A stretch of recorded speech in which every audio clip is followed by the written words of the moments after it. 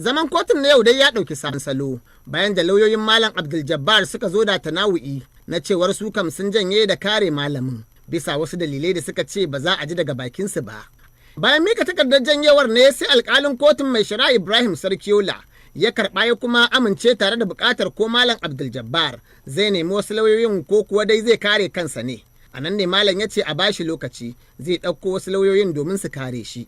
Sai dai a wannan gabar ne Malam Abdul Jabbar ya yi korafin cewar lauyoyin nasa sun yaudare shi tare da zargin sun karɓar masa wasu kuɗaɗe da kuma yunkurin ƙwace masa mata. Lamarin da ya sa lauyoyin ta bakin barista Rabi Shu'aibu Muhammad suka nemi malamin ya janye wannan kalamai ko kuma ya kawo hujja.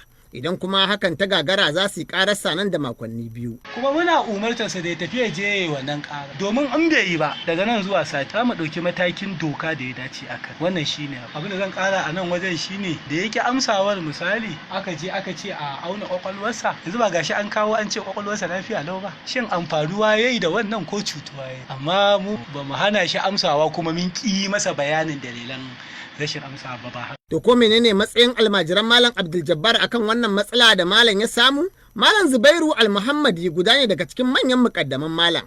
Ya ce wannan janyewa ta yi musu daɗi domin dama lauyoyin manaƙisa suke yi wa malamin. Daga baya-bayan wannan abin ya faru wannan lauya sun sake zuwa sun samu Malam sun ce sai da kansa ifito ikirari ya ce shi mahaukaci ne. Malam ya ce wa iyazu billahi Allah bai jarrabe ni da shi ba, Allah kuma ba zai bani damar in fito farta. Abu na uku kuma da kansu lauyoyin nan sun zo sun samu Malam sun ce jami'in gwamnati ya gaya musu ga sharaɗi guda ɗaya Malam in ya cika za a janye shari'an nan a daina take su zai mutu.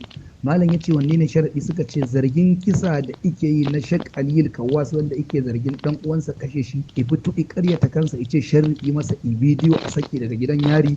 Barista Mamman Lawal Yusuf Farisani shine ne jagoran lauyoyin gwamnati a shari'ar. Ya ce lauyoyin na da ikon janyewa kuma kotu ta ba Malam damar ɗauko wasu lauyoyin na daban domin su zo su gaba da kare shi. An tabbatar da cewa yana ji kalau kamar yadda kowa yake ji. Hakanan kuma rahoto na biyu ya nuna yana da hankali cikakken hankali bai da tabin kwakwalwa. To daga nan sai kuma lauyoyinsa suka gabatar da takarda cewa suna so su janye daga wannan shari'a. Ba sa lauya dole ya aiki. Mu a bangaren mu ba mu yi suka ba wajen janyewarsu. Saboda haka kotu ta ba su dama suka janye. Yanzu haka dai an sake mayar da Malam Abdul Jabbar zuwa kurkuku har zuwa nan da makonni 2 kuma kotun ta ba shi damar ɗaukar sabbin lauyoyi kamar yadda ya nema. Sai dai wani abu mai sarƙaƙiya shine akwai yiwuwar yin shari'a 2 domin lauyoyin Malam da suka janye suna barazanar maka shi a kotu nan da makonni 2 matukar bai janye waɗancan zarge-zarge da ya musu ba, lamarin da ke ƙara nuna jagwalgwalewar shari'ar. Nasir Salisu Zango, DW Hausa daga Kano, Najeriya.